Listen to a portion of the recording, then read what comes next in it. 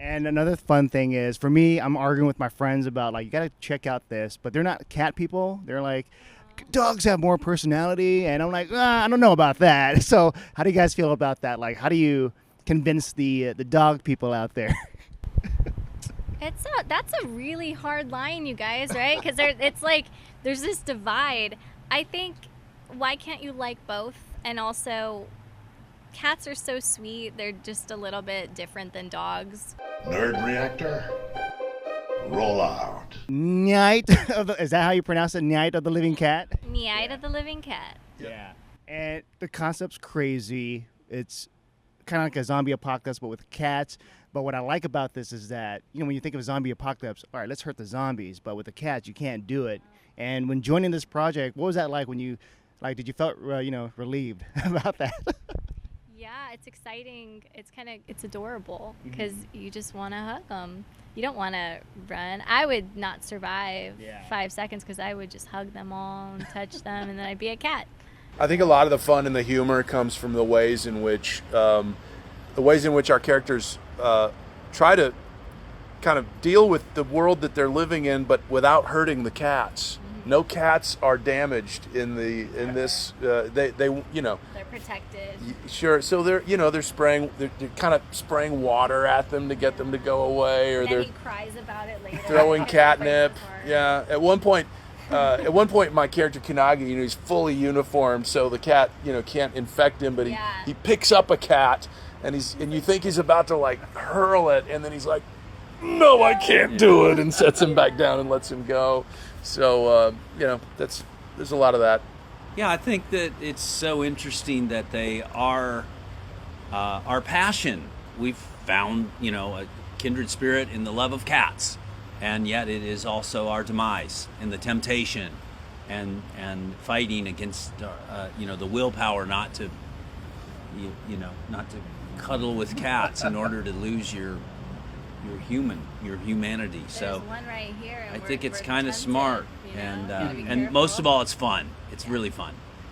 And we're at a cat cafe, so I was wondering if there was like any cats that you've grown fond with, where you're like, I want to have this cat by my side in a pandemic. These little black cats are really sweet. They've been Wen was sleeping here. That little guy's been here, and I think the little tabby that's been sitting on the chair, they're all really cute. I want them all. I want all the kittens too.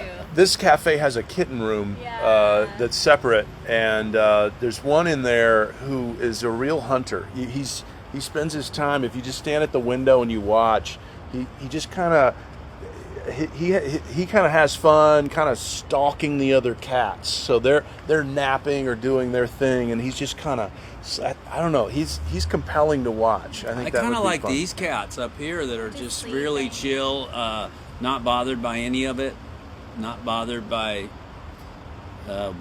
whatever's happening or not happening. So maybe I should take a page from the upper deck there. All of these cats are adoptable, by the way. Yeah. So if anyone's coming to this cat cafe or others near you, you might have a chance to, bring home a door prize. Bring home a door prize. Parting gift. So do you think, like as you mentioned, Lew, with the cats up there, do you think it's a part of your personality too, why you chose those cats?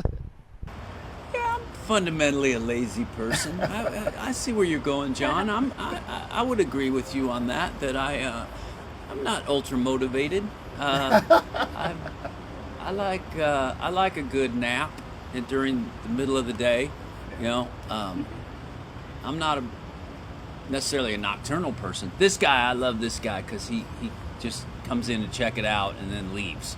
But yeah, I would say I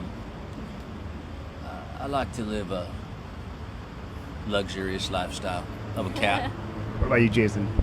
I marvel at the way these cats everyone has their own personality. They're not like dogs. Dogs are just fundamentally dogs, and I have a dog. I love them, but these cats are it's really interesting to see these cats in groups.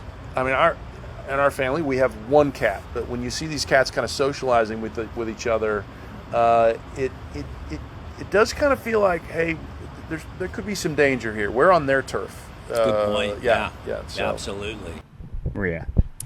I mean, I just love cats. I think it's so cute, and it's nice to be in a cat cafe. It's nice to see that the cats are up for adoption too, if anyone's interested in doing it. And what a fun show to be a part of. I've never seen an anime quite like this one. I just think it's been a fun, wild ride every day, or anytime we get to go into the studio, it's going to be a fun experience and a fun time. I always get to see and hear their characters because they always record before me, so I get to hear and see everything you guys do, and it makes it even more fun when I go in there and do what I have to do. So it's fun. And another fun thing is, for me, I'm arguing with my friends about, like, you got to check out this, but they're not cat people. They're like, dogs have more personality, and I'm like, I don't know about that. So how do you guys feel about that? Like, how do you convince the dog people out there? That's a really hard line, you guys, right? Because it's like there's this divide. I think, why can't you like both? And also, cats are so sweet. They're just a little bit different than dogs, personality-wise. But I think, don't hate on the cats, but like both of them. It's okay. You don't have to draw the line in the sand and be like, it's cats or dogs, I love all of them. Like, I wish I could have all the dogs and all the cats. So that's just me. That's just me. I'm sorry. This show is a send up, obviously, of the apocalyptic and zombie genres. But in most of those shows, the zombies are just mindless. They're just out to eat your flesh, and there's not a lot. Cats uniquely are these cats are not mindless, and the ones in the show are typical cats. They're not zombie cats, but they will turn you into a cat if they jump on you and they touch your skin. We learn more about that process as the show goes on. Every episode reveals a little more about kind of what happened to cause the cat-demic or the Nyaight or whatever they're calling it. I think that one of the great things about the show is that you don't have to be a cat lover or a dog lover to watch and enjoy it. But it certainly is there for you if you are, and I think for cat lovers for sure. But if you love horror fan, if you're a horror fan or a horror comedy, you're gonna love it. I think this show kind of breaks out of its kind of anime, at least in North America, the expectations about what is an anime and what is it, and who are our fan base. I think this is a show that I think potentially a lot of could find a lot of fans outside of the typical kind of anime fan base. Like that's what it's gonna do. I think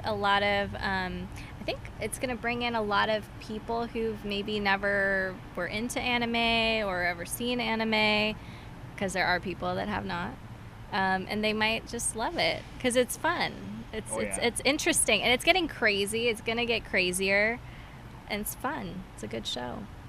And I think with the first episode, like, it's a great start on showing how crazy things are. And then, Lew, your character, I'm like, I don't know, spoiler alert, you turn into a cat.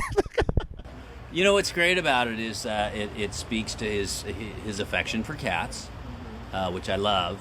We have this burly, macho alpha male with 12-pack anime abs. Clearly spends time at the gym, cool faux hawk, but just cannot deny his passion for the feline, and it becomes his demise.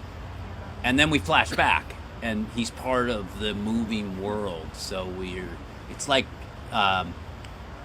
good anthology storytelling, very smart, and so we give the creator a lot of credit for that. So. And back to your friend with the dogs, I would just ask him, sorry, where are the dogs in this world? That's a good question. Okay. Yeah. So, it's a brave new world, and there's no dogs.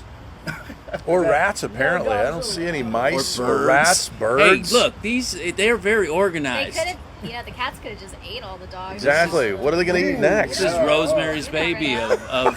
Because where are they? I don't know. Yeah, where are they? Where did they go? All dogs go to heaven. There you go. They're all in heaven. And last question I want to ask, because in the fourth, I think it's the fourth episode, there's like a giant cat. And so the thing when your cats like to size other creatures, whether they're like smaller, bigger, and I always think like, if I'm the size of a cat, would the cat try to eat me? So like, how do you feel about that? Being eaten by a big cat? Yeah. I mean, I don't want to go through that. Yeah. I'd rather be eaten by a shark. There you go. Shark Week. Wow. It doesn't sound very pleasant. Sounds scary. I think we would all probably avoid that Yeah. typically. Yeah. So, wouldn't But want to. that cat in particular is boss cat. That's a hefty cat. That is a lot of sweet. bling too on Yeah, that and cat. And there's a That's- lot of mystery to that cat, so I Yeah. would advise you to keep your eye out on that cat. I don't think that cat even wants to eat us. I think he just wants his dinero, his money, and maybe some more jewels. He looks busy. Yeah. He's not going to eat us. Yeah, bling cat. Yeah. He's busy. He's just chilling. He just wants his cut. Yeah. Yeah. All right. Well, it's a pleasure chatting with you three, and John. yeah, can't wait for everyone else to just keep on watching the show. Yeah. Thanks. Night of the Living All right. Cat. Night. Nyaight of the Thank Living you. Cat.